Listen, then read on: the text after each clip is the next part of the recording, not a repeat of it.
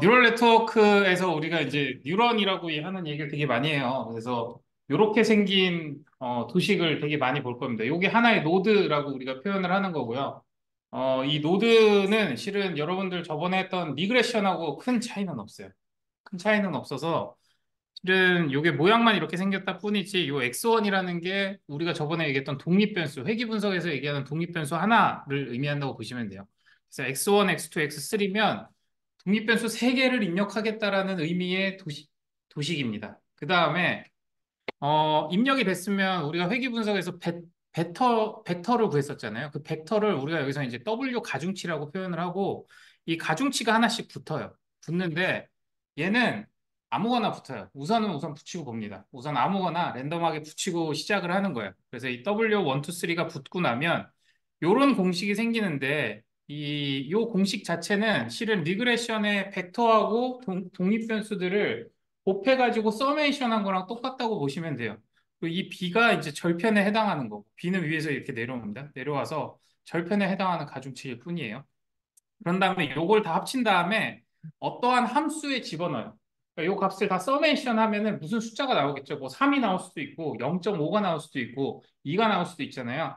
그거를 활성함수라고 얘기하는 우리가 어떤 함수에다 집어넣어 가지고 그 결과값을 가져오는 그래서 아웃풋이라고 얘기하는 이 우리 옛날에 이제 종속 변수라고 얘기하는 y로 출력하는 요 노드 하나의 그림일 뿐이에요. 그래서 여러분들 리그레션 이해하듯이 이해하시고 리그레션에서 이제 마지막에 꼭 우리 로지스틱 리그레션 보듯이 마지막에 이제 함수를 하나 더 씌운 정도? 그 정도로 생각하시면 크게 어렵지 않은 내용입니다. 이게 노드인데 뉴럴 네트워크의 강점은 뭐냐면은 이제부터는 이거를 세세하게 이렇게 안 그려요. 안 그리고 또 동그라미 하나를 그냥 무수하게 많이 그려가지고 우리가 이제 그래픽적으로 이 공식을 표현하는 그런 형태로 가다 보니까 뉴럴 네트워크가 엄청 복잡한데도 불구하고 우리가 그림으로 도식을 표현하기가 굉장히 수월하게 만들어져 있는 구조입니다.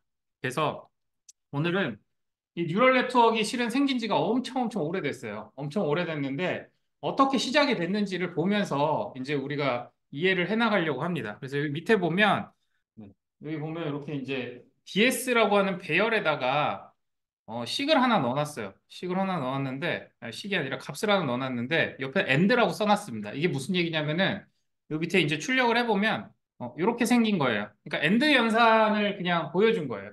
그래서 인풋이 두 개가 있고 아웃풋이 하나가 있는데 end 연산 아시죠, 여러분들이? 논리 연산인데 end 연산이 결국에는 1이 두 개 만났을 때만 1의 아웃풋이 나오고 나머지는 다 0이 나오는 그런 구조가 이제 end 연산이고 요게 이제 올려서 요거를 여러분들이 이제 주석을 바꾸면 주석 바꿀 때 어떻게 하면 되냐면 컨트롤하고 여기 시프트 옆에 보면은 역슬러시인가? 이게 슬러시가 있거든요. 슬러시를 누르면 알아서 주석이 풀리고 알아서 주석이 붙어요. 파이썬 써보신 분들은 엄청 편한데 그래서 이제 5월 연산으로 이렇게 바꿔서 한 번 더 실행해 보면 DS 배열 안에 이제 5월 연산 값이 들어가 있는 거예요. 5월 같은 경우에는 하나라도 1이면 1이 나오는 겁니다. 네. 자, 그래서 옛날에는 이 논리 연산을 실제로 이제 컴퓨터에 우리가 구현을 하려고 하면 이거를 이제 그대로 하드 코딩을 했어야 돼요. 하드 코딩이라기보다 이제 이렇게 연산이 되게끔 우리가 이제 뭐라 그러죠? 그 하드웨어를 이렇게 이제 설계를 했어야 된다고 합니다. 그래서 이렇게 설계를 해서 이제 작동을 하게끔 기계를 만들었었는데 이게 57년도에 저번에도 한번 얘기했지만 이분이 이제 최초의 인공지능, 인공신경망을 제안을 합니다. 그래서 로젠블라트라고 하는 분께서 1957년에 이제 그 퍼셉트론이라고 하는 이제 책을 내요. 책을 내면서 여기서 이제 주장한 거는 엔드 오얼 난드 같은 이런 이제 논리 연산을 하드 코딩하지 말고 공식에 의해서 학습시킬 수 있다고 표현을 합니다. 그래서 데이터를 통해서 학습이 가능하다라고 제안을 해요. 그러면서 아예 공식 자체를 다 제안을 했어요. 그래서 이때 제안한 알고리즘을 우리가 SLP라고 해서 싱글 레이어 퍼센트론이라고 표현을 합니다. 그래서 단 한 개의 계층만 존재하는 우리가 위에서 봤던 요 모양의 뉴럴 네트워크를 최초로 제안을 57년도에요. 엄청 오래됐죠? 엄청 오래된 이론이에요. 그래서 57년도에 제안을 해서 이때 이제 제안한 알고리즘 우리가 한번 이렇게 이제 되게 간단해요. 뭐 임계치가 있어야 되고 가중치가 있어야 되고 바이어스가 있어야 되고 넷 값이 있어야 되고 이거에 대한 활성함수를 액티베이션 펑션이라고 제안을 해야 되고 뉴런이 있어야 된다. 학습 연산은 이렇게 이루어진다. 라고 하면은 실은 여러분들이 지금 뭐 뉴럴 네트워크 어느 정도 공부해 보신 분들은 거의 비슷한 내용이라고 생각하실 수 있어요. 비슷한 내용인데 그거를 실제로 이제 여기 구현을 해놨어요. 그래서 공식적으로는 뭐냐면은 인풋이 두 개가 있어요. 뉴럴 네트워크 구조상으로는 인풋이 두 개가 있어요. 아까 00, 01 뭐 이런 값들이 들어오잖아요. 그게 인풋이 두 개가 있는 거고 그 두 개가 들어올 때 아까 얘기했던 W 가중치가 같이 있어야 돼요. 그래서 여기 보면 W 가중치가 총 세 개가 있어요. 그래서 W0은 뭐냐면은 첫 번째 인풋에 같이 곱해질 데이터고요. W1은 두 번째 인풋에 같이 곱해질 데이터예요. 그다음 W2는 뭐냐면은 아까 절편 있었죠. B값. B값 1이라는 값이 들어올 때 곱해질 가중치가 W2가 됩니다. 그래서 세 가지 값이 있으면 우리가 알 수 있죠. X1에 0.3이 곱해지고 X2에 0.4가 곱해지고 그 다음에 0.1이 더해지는 거예요. 0.1이 더해져서 값이 들어와서 어, X0은 마이너스 1로 돼 있네요. 네. X0은 그러면 0.1이 더해지는 게 아니라 0.1이 빠지는 거예요. 최초의 B값은 0.1이 곱해져야 되니까 마이너스 1이. 그런 다음에 이제 스리스홀드가 0이면은 이 스리스홀드는 여기 이제 활성함수에 포함이 됩니다. 그래서 요 넷 값이 뭐냐면은 아까 그 세 개의 값을 더했을 때 스리스홀드라는 인계치보다 넷 값이 크거나 같으면 얘는 1이다. 아니면 0이다. 라고 액티베이션 함수를 통해서 아웃풋이 0 또는 1로만 나가게끔 만들어진 구조입니다. 그 다음에 러닝 레이시라는 건 이제 얘가 얘기하는 학습이라는 과정을 통해서 얼마씩 더 가중치에 더하고 빼줄 것이냐 그거에 대한 비율을 여기 보시면 여기 러닝 레이시라고 있거든요. 요거가 합쳐진 거예요. 그래서 요거를 그대로 최초 가중치나 이런 것들은 논문에서 제안을 했어요. 제안을 한 내용 그대로 구성을 하고 저희가 루프를 한번 돌아볼 거예요. 루프를 한번 돌면서 어떻게 할 거냐면은 최초의 값을 우리가 이제 학습 데이터 지금 네개의 학습 데이터가 있잖아요. 네개의 학습 데이터를 그대로 넣어서 얘 가중치대로 인계치대로 계산을 했을 때 실제 아웃풋이 얘가 내는 아웃풋이 예측된 아웃풋이 실제 아웃풋하고 다를 거잖아요. 그 다른 것만큼을 여기서 에러라고 계산을 해서 연산을 요만큼을 학습을 시키라고 한 거예요. 학습 연산을 시키라고 한 거거든요. 그러면 여기 보시면 이제 20번 정도를 이제 돌면서 학습을 시킵니다. 그거를 여기 보면 그대로 다 구현을 해놓은 거예요. 공식 자체는 되게 간단해요. 간단해서 여러분들이 실제 값하고 예측된 값이 다르면 무조건 학습을 요만큼씩 해라. 학습이라는 건 뭐겠어요? 여러분들이 여기서 학습은 뭐겠어요? 이제부터 이제 생각을 전환하셔야 되는 게 우리가 그 뭐냐 디시전 트리도 그리고 모든 것들이 학습이 데이터는 고정이에요. 여러분들한테 주어진 지금 최초에 주어진 이 데이터는 여러분들이 바꿀 수가 없어요. 네. 관측된 데이터는 그냥 절대 불변의 진리라고 보셔야 돼요. 우리는 이 절대 불변의 진리에서 무엇만 바꿀 수 있는 권한이 생기냐면은 요 앞에 요 W라고 하는 가중치들만 우리한테 변수인 거예요. 네, 우리가 생각을 좀 바꿔요. 기존에는 우리가 지식이라고 하면 이 W들이 어느 정도 안정적으로 우리한테 제공이 되고 그거에 대해서 우리가 키나 몸무게 같은 값을 입력하면 그거에 의해서 결과가 바뀌는 게 우리가 생각하는 지식이잖아요. 근데 우리가 반대로 지금 그 지식을 찾아나가는 과정이기 때문에 데이터가 불변인 겁니다. 무조건. 데이터가 불변이라서 관측된 데이터는 우리가 손을 댈 수가 없어요. 대신에 이 데이터를 통해서 뭐를 손을 댈 거냐면은 아까 저 W라고 하는 가중치들, 이 B라고 하는 절편들, 얘들만 바꾸겠다는 목적이에요. 그래서 얘들을 바꾸려고 하다 보니 이런 공식에 의해서 그 차이 값들을 조금씩 바꿔나가면 된다는 거예요. 그래서 얘가 이제 학습을 돌려보시면 최초에 어떻게 생겨먹었냐면은 최초에 결과적으로 얘가 못 맞춰요. 원래 이제 디폴트 가중치를 넣고 해보면은 00을 넣으면 0이 되고 01을 넣으면 1이 되고 10을 넣으면 1이 되고 11을 넣으면 1이 돼야 되는데 이게 5호 연산이니까 근데 얘는 실제로는 00, 11을 아웃풋으로 주고 있습니다. 에러가 난 거죠. 에러가 났고 이 0011을 할 때 캐큐레이션 값이 보면은 마이너스 0.3, 마이너스 0.2, 0.15, 0.3이에요. 그래서 임계치에 의해서 이제 0일로 나눠진 겁니다. 이 상태에서는 학습이 필요하니까 학습량을 요만큼씩 학습을 해줘야 돼서 요만큼씩 값이 바뀐 거예요. 원래 0.3이었는데 0.25, 0.4였는데 0.4, 0.1이었는데 0.15로 값을 업데이트 시켜준 겁니다. 업데이트 시켜주고 그 다음에 돌려서 봤더니 여전히 바뀌진 않았어요. 바뀌진 않았는데 잘 보시면 위에보다 캘큘레이션 값이 미세하게 0.3에서 0.2, 0.15였는데 마이너스 0.25, 마이너스 0.1, 0.2, 0.4로 미세하게 시프트가 됐죠. 시프트가 돼서 내려온 걸 우리가 볼 수가 있어요. 그래서 얘는 또 한 번 학습이 필요하다고 해서 학습이 진행이 됐고 마지막에 결과적으로는 이렇게 해가지고 전체적으로 한 번 더 시프트가 됐죠. 캘큘레이션 값이. 그래서 5월 연산을 그대로 구현을 해낸 겁니다. 네.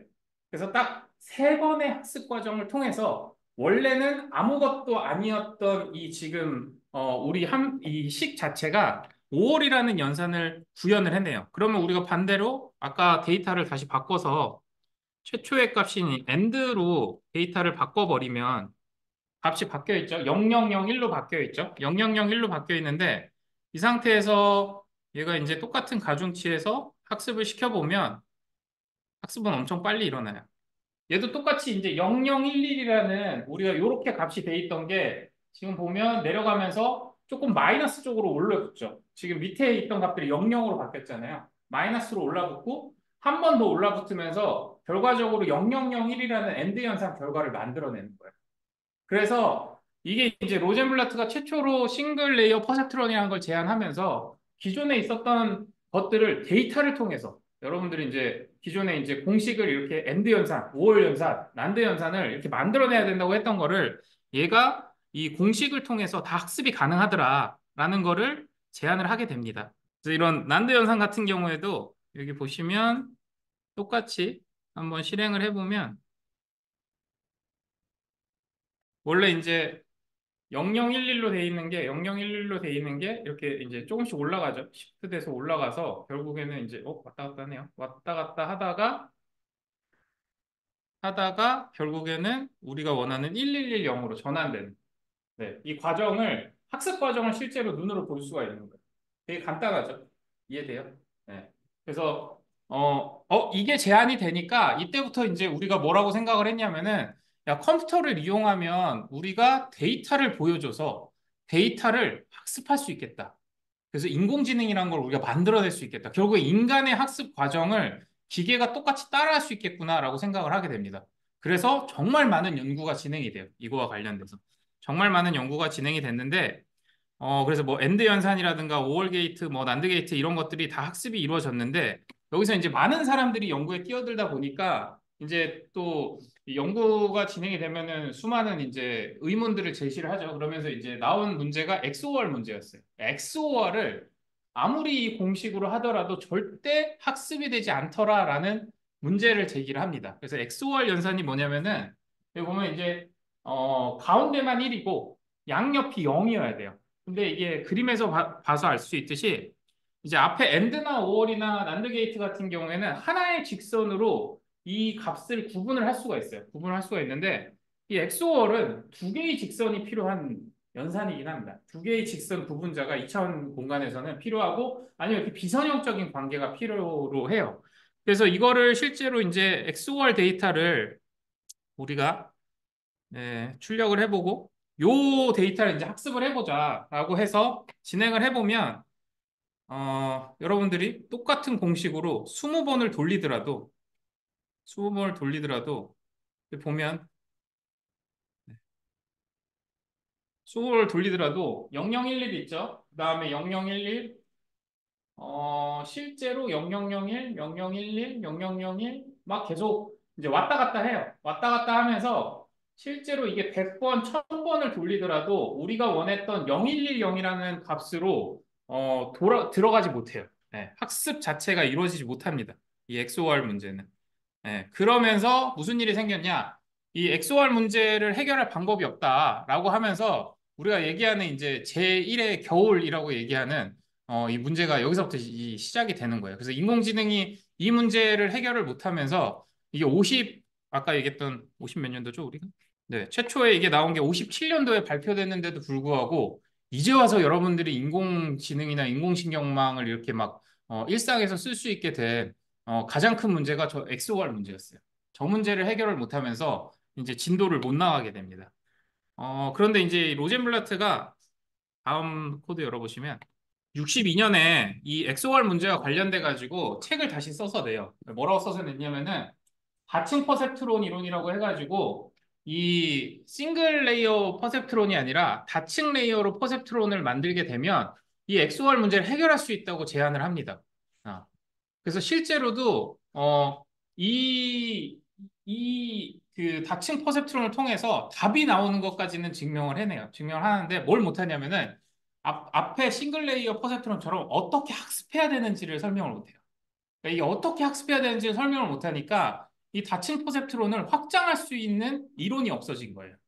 그래서 이 이론을 못 찾는 상태에서 62년도부터 정말 많은 연구원들이 이 연구에 엄청나게 뛰어들어요. 엄청나게 뛰어들어서 여기 보시면은 진짜 많은 연구원들이 뛰어들고 아까 그 로젠블라트라는 분은 뭐 이야기는 뭐 다들 다르긴 하지만 실은 배를 타고 이제 호수에 나갔다가 이제 배만 돌아옵니다. 네, 본인은 자살을 해요. 자살을 하고 이와 관련돼서 이제 인공지능 연구하는 사람들 중에 꽤 많은 이제 자살도 하고 뭐 하면서 이제 제1의 겨울이라고 하는 이제 혹한기로 들어가죠. 혹한기로 들어가다가 이제 여기 이제 86년도에 이제 이 문제가 해결이 돼요. 해결이 되면서 이제 저희가 이제 뉴럴 네트워크 시장에 나오게 됩니다. 그래서 다층 퍼셉트론의 핵심 구조는 아까 싱글 레이어하고 다르게 인풋 계층이 이렇게 있으면 인풋이 여기 있었잖아요. 인풋이 여기 있으면 X0이 이제 인풋 값 첫 번째 것이고 X 이게 이제 배열이다 보니까 원이 이제 두 번째 값이에요. 두 번째 값이 각각 두 개의 노드로 향해 갑니다. 두 개의 노드로 향해 가서 아까랑 똑같아요. 개별 노드 하나는 싱글 레이어 퍼셉트론하고 똑같아요. 근데 두 개로 간 다음에 여기를 우리가 이제 은닉층이라고 표현을 해요. 숨어 있는 층이라고 해서 은닉층이라고 표현하고 얘가 나온 아웃풋을 다시 출력층이라는 애가 받아가지고 요게 이제 최종 Y가 되는 요런 형태의 다층 퍼셉트론을 제안을 합니다. 이렇게 되면은 뭐가 장점이냐면은 데이터가 양쪽으로 분리되면서 실은 아까 직선 두 개의 효과를 얘가 가져가요. 두 개로 나눠주는 효과를 가져가면서 비선형성을 설명할 수 있는 구조를 얘가 제안을 하게 되거든요. 그러면서 이제 제안을 했는데 문제는 뭐냐면은 어때요? 가중치가 몇 배로 늘었어요. 가중치가 원래 3개 있었던 게 지금 3개, 3개, 3개 해서 3배가 늘었어요.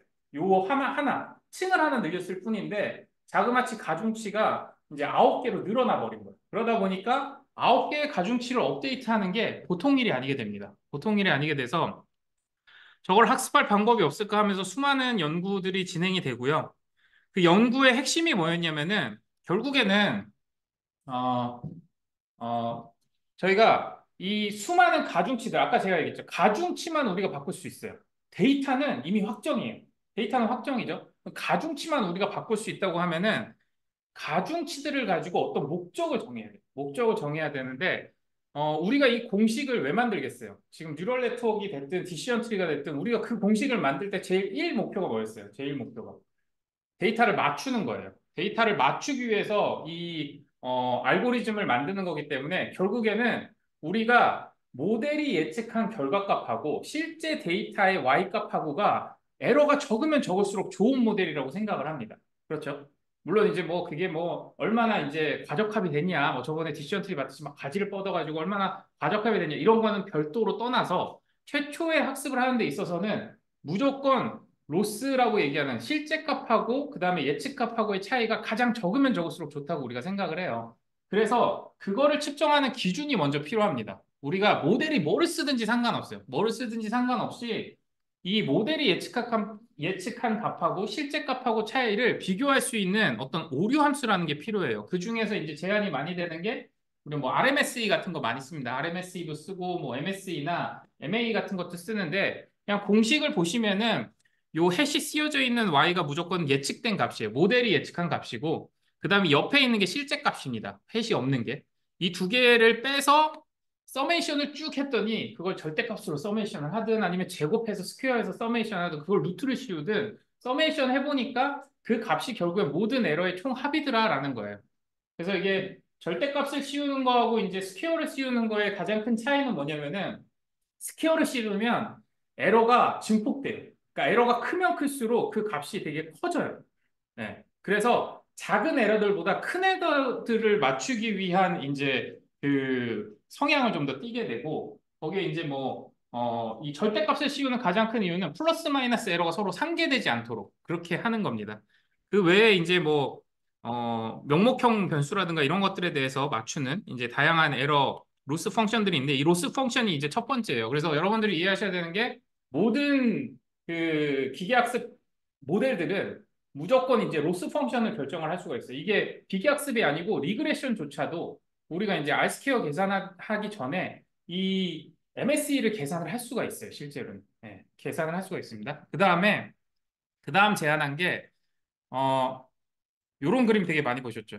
요런 그림이 이 그림이 뭐냐면은 우리가 그러면 우리는 에러를 알게 됐어요. 에러를 알게 됐으니까 이 에러를 가지고 목표가 뭐냐는 거예요. 목표. 무엇을 향해서 나갈 거냐라는 겁니다. 그래서 요 그래프는 실은 약간 왜곡된 그림이긴 한데 이렇게 이해하시면 돼요. 밑에 요 파란색 있죠. 파란색은 우리가 지금 가중치 아까 그거 보면 가중치가 9개가 있죠. 9개가 있는데 그걸 그냥 2개로 축소해서 보여준 거예요.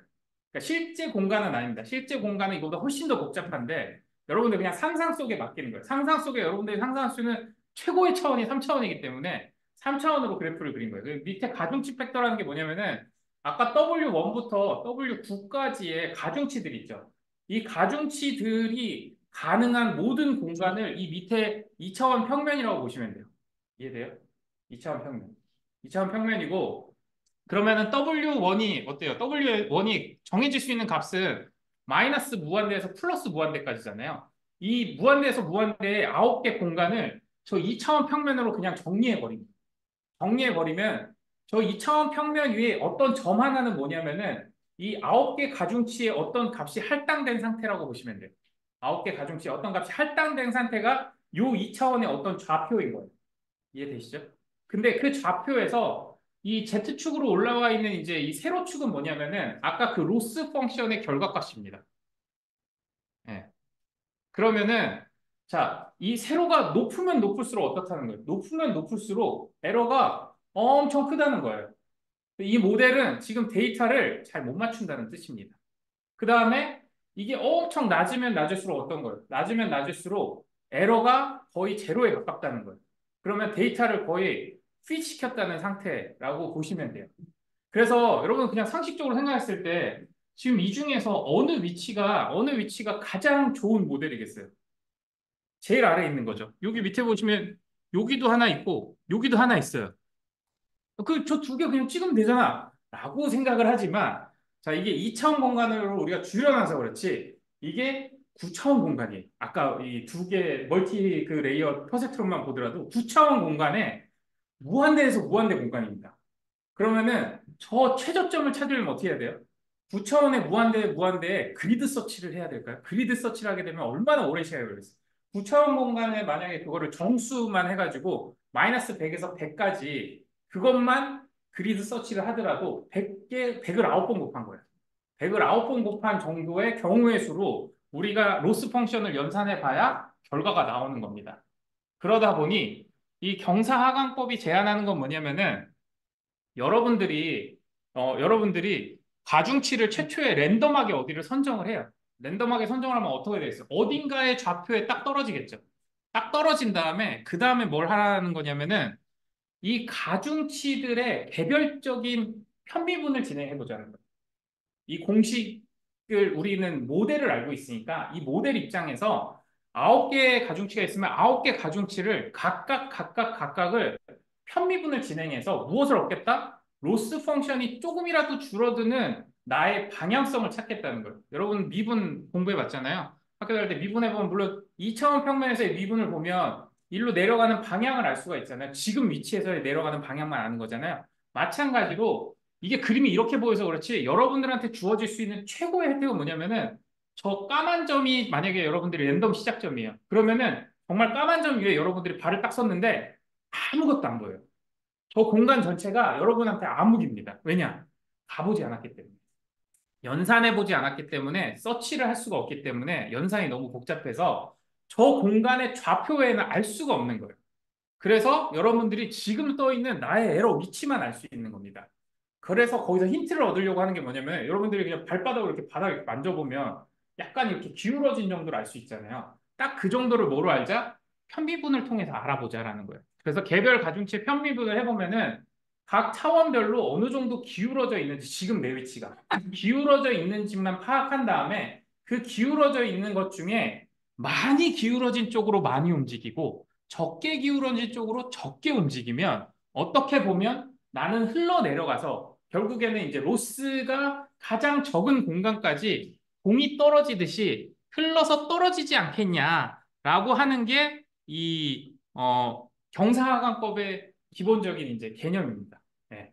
그래서 이 경사하강법은 실은 뉴럴 네트워크에서만 쓰이는 게 아니라 다양한 이제 수치 해석에서 많이 쓰여요. 회귀 분석도 경사각으로 학습을 할 수가 있고요. 다양한 방법으로 학습을 할 수가 있습니다.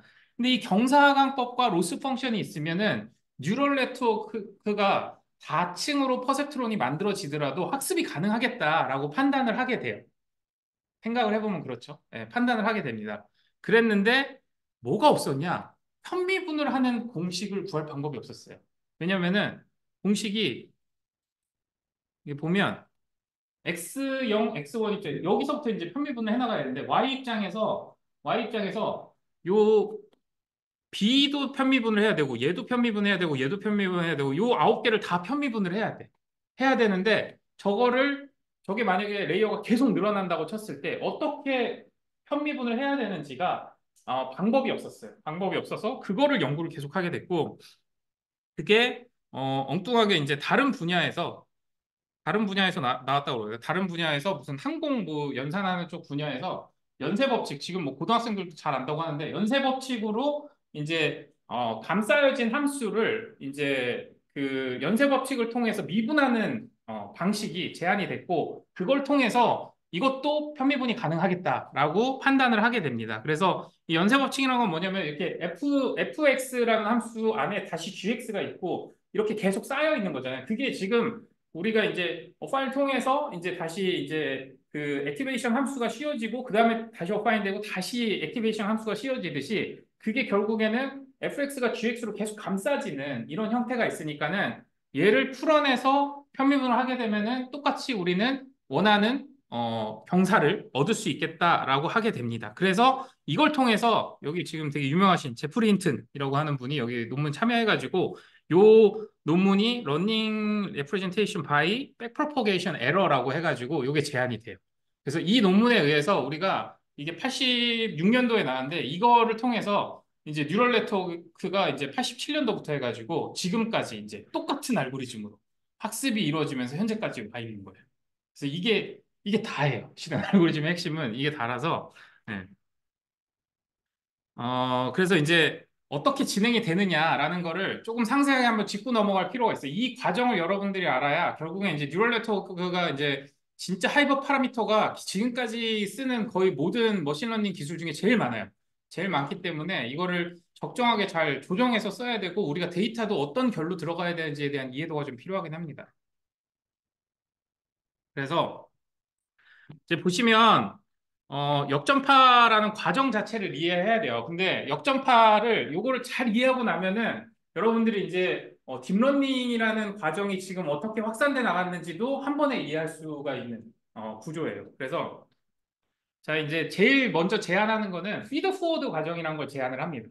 피드 포워드는 뭐냐면은 지금 이미 확정된 가중치 안에서 우리가 값을 연산하면서 앞으로 가는 거예요. 연산하면서.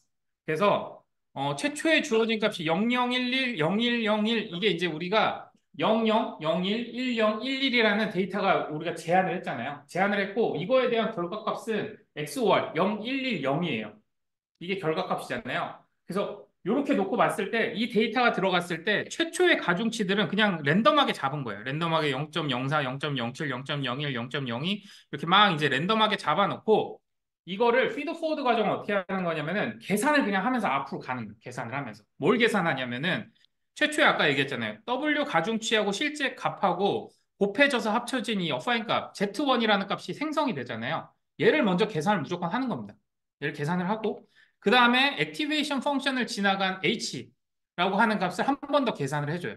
그 다음에 밑에도 z1을 계산을 해주고 h도 계산을 해줍니다. 그러면 이제 계산이 다 됐어요. 이미 확정된 가중치로. 그런 다음에 z2로 다시 한 번 더 계산을 해줘요.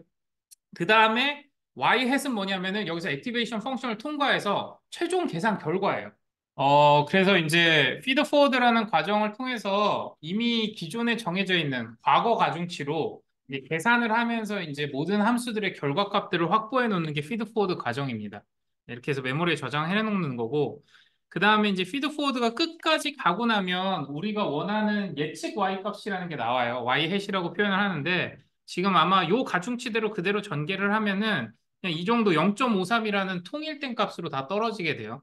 통일된 값으로 떨어지게 되고, 이 통일된 값이 실제 값하고 비교해 보면은 이렇게 다 에러가 나옵니다. 마이너스 0.53, 0.47, 마이너스 0.53 이렇게 이제 에러 값들이 나오게 되고, 이거를 스퀘어드 에러를 구하면은 전부 0.28, 0.22, 0.28 이렇게 나오게 되는 거예요. 이거를 서메이션 한 게 민스퀘어 에러 0.250940이 되는 겁니다. 자, 그럼 여기까지 구했으면 우리가 피드 포워드를 통해서 로스 펑션으로 현재 가중치, 아까 우리 가중치 3차원 공간 안에서 보면 어떤 점 위치에서의 나의 이 Z 높이를 구한 거예요. 높이를 구한 상태가 된 거고, 자, 이제부터 백프로포게이션을 시작하게 되는데, 아까 얘기했듯이 우리가 구하는 건 뭐예요? 우리가 구하는 건 모든 가중치입니다. 가중치니까 가중치는 최초에는 우리가 랜덤하게 아무 값이나 정했어요. 그러면 그 가중치의 다음 단계는 뭐냐면은 지금 현재 위치에서 얼마나 더 플러스 또는 마이너스를 할까입니다. 왜냐하면 모든 가중치는 어차피 2차원 직선 하에서 나의 값을 결정하는 것 뿐이에요. 그럼 내가 처음에 랜덤하게 0.1이라는 값을 줬으면 거기서 마이너스를 해서 0.02가 될 건지 아니면 플러스를 해서 0.15가 될 건지 이것만 결정하면 되는 겁니다.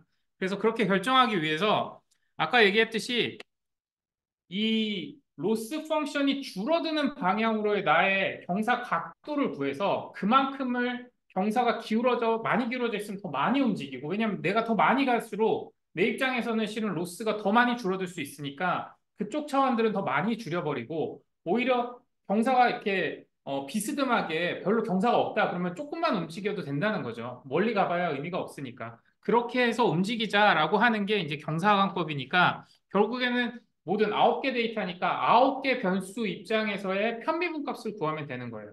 그러면은 실제 제일 첫 번째 우리가 이제 W200이라고 표현하면은 여기 위에 보면 이겁니다, 이거. 제일 처음 맞이하는 게 실은 B2하고 W2하고 W2 이 두 개, 이 세 개의 값이 지금 어떻게 보면 로스 펑션에서 제일 가까이 있는 가중치들이에요.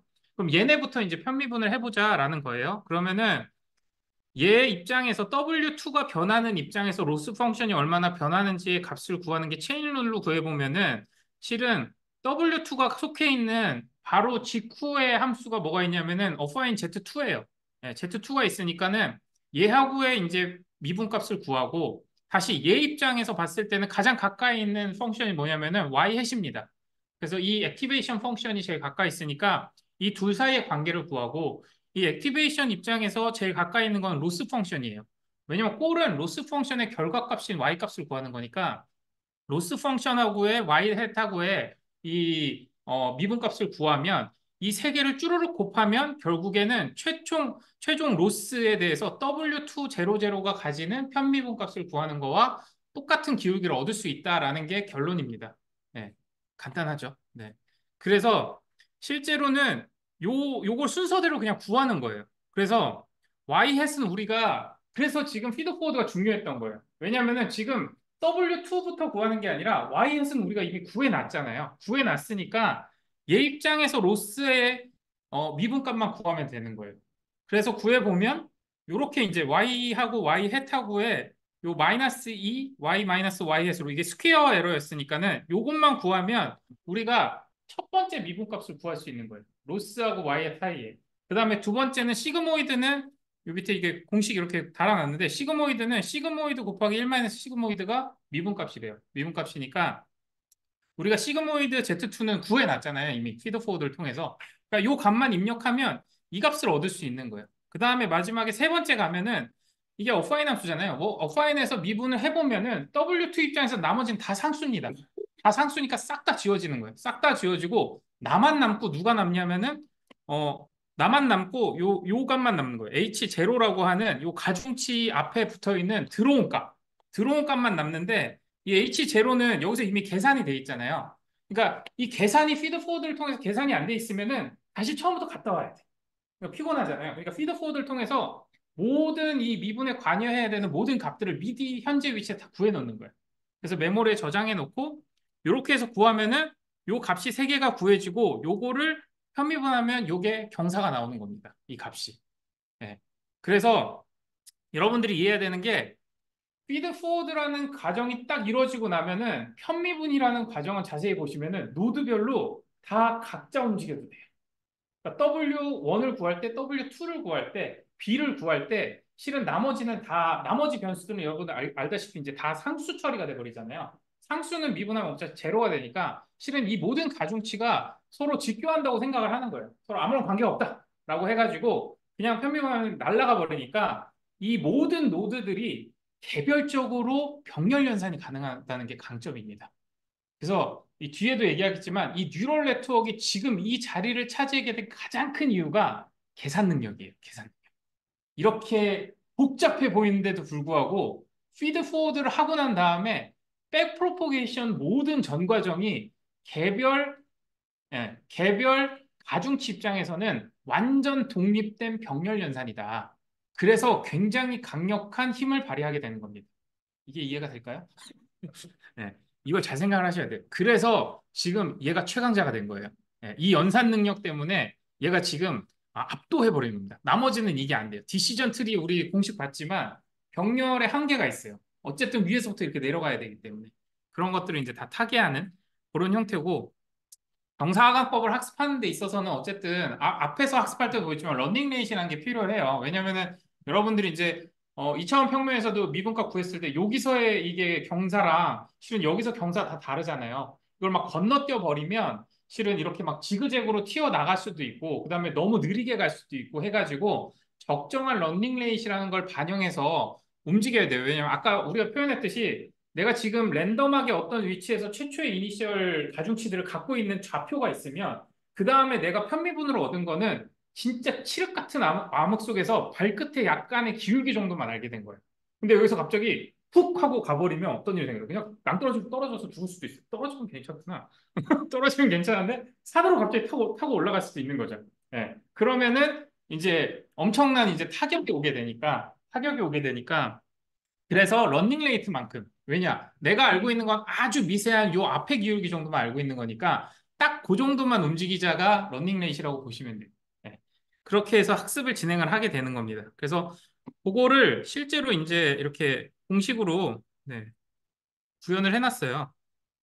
구현을 해놔서 밑에 보시면 이제 아까 위에 써 있는 거랑 똑같아요. 0.07, 0.09, 0.01, 0.02가 W1, 그 다음에 B1, W2, B2를 이 최초에 제가 이렇게 그래프로 그려놓은 거. 요거랑 똑같이 지금 설정을 해놓은 거예요. 똑같이 설정을 해놨고,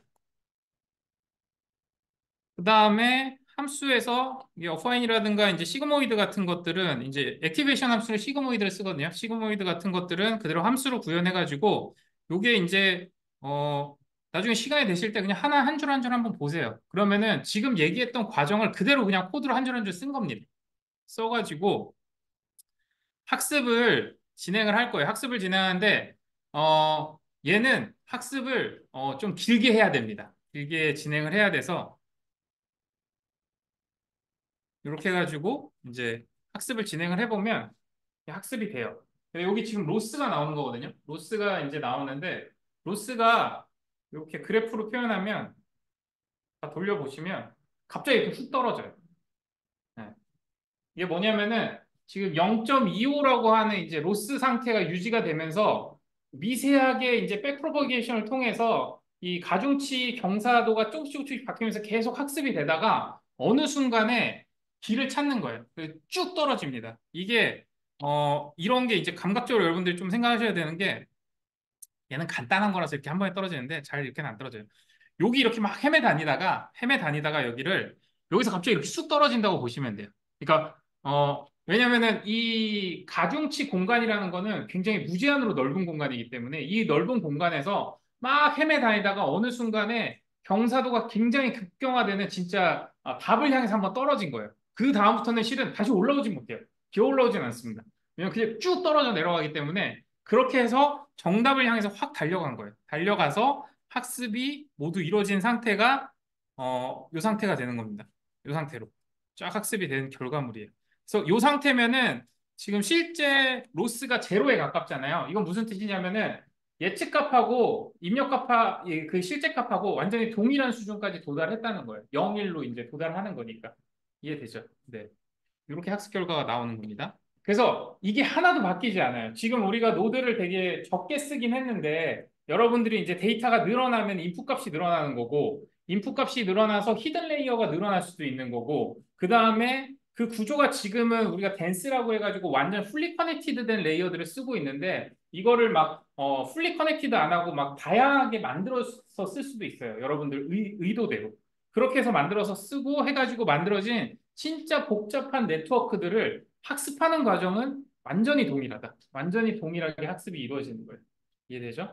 그래서 사람들이 이제 이 무기를 87년도에 얻게 돼요. 87년도에 얻어가지고 마구마구 뉴럴 네트워크를 돌리기 시작합니다. 그러면서 뭐 언어 모델에도 적용하고 이미지에도 적용하고 뭐 이미지 학습, 이미지 생성도 했었죠. 예, 뭐 그런 것들을 막 적용하는데 그때 당시에 이제 문제가 뭐였냐면 이걸 계속 늘려나가다 보니까 너무 쉽잖아요. 이 네트워크를 노드로 막 연결해서 막 확장해 나가는 게 레고 블록 쌓듯이 쌓으면 되니까 너무너무 쉬워서 마구마구 늘려나가다 보니까는 한계점에 도달하게 됩니다. 그게 이제 심층 신경망의 한계라고 해가지고 첫 번째 문제가 뭐였냐면은 학습을 하다 보니까 학습이라는 과정은 어쨌든 피드 포워드를 하고 백 프로포게이션을 하다 보니까 너무 느려요. 예, 너무 깊어지고 너무 노드가 많아지니까 학습이 너무 오래 걸리더라가 첫 번째였고 그 다음에 우리가 이제 액티베이션 함수를 최초에 제안한 게 시그모이드 함수를 제안을 했어요. 근데 이 시그모이드 함수가 뭐냐면은 0하고 1 중에 하나의 값으로 나오고 가운데가 아주 이제 경사가 급격하게 생겨져 있는 이런 함수예요.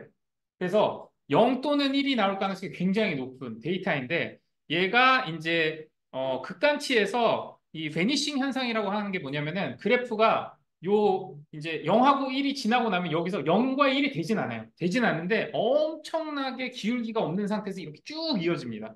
거의 무한에 가깝게 1 마이너스 무한대분의 1에 가깝게 쭉 가요. 쭉 가다 보니까 어떤 일이 생기냐면은 최초 시작점이 저 끝에서 시작해. 그러면 우리가 기울기가 이렇잖아요. 그러니까 학습이라는 과정 자체가 아무리 돌려도 일어나질 않아요. 일로 오질 않는 거야. 데이터가. 왜냐면 끝에서 시작했기 때문에 여기 실은 이 굴곡 단위로 들어오면 후루룩 후루룩 왔다 갔다 하는데 저 끝에서 움직이니까는 여기까지 오는데 너무 오랜 시간이 걸리는 거예요. 그래서 학습이 안 된다. 이것도 학습 시간이 길어지는 거죠. 그 다음에 초기 가중치에 대해서 로컬 옵티멀에 빠진다고 표현을 하는데 이게 뭐냐면은 이 공간 데이터에 보면은 저 밑에 극점이 두 개가 있는데 요런 애들이 있어요. 요런데. 요런 데 위치에도 데이터가 요런 데도 이제 어떻게 보면 밑에 구멍이 쏙 들어가 있잖아요. 그럼 저기에 빠졌을 때 내가 처음에 딱 정했는데 저기에 딱 빠져 있어. 아무리 편미분을 해도 내를 움직이려고 해도 다 어디로 가도 다 플러스야. 그러니까는 나는 아무리 이거 정답인 것 같은데 이거를 우리가 이제 로컬 옵티멀이라고 표현하는 겁니다. 진짜 글로벌 옵티멈은 여기 있는데도 불구하고 글로 갈 수가 없는 거예요. 이 알고리즘 상으로는.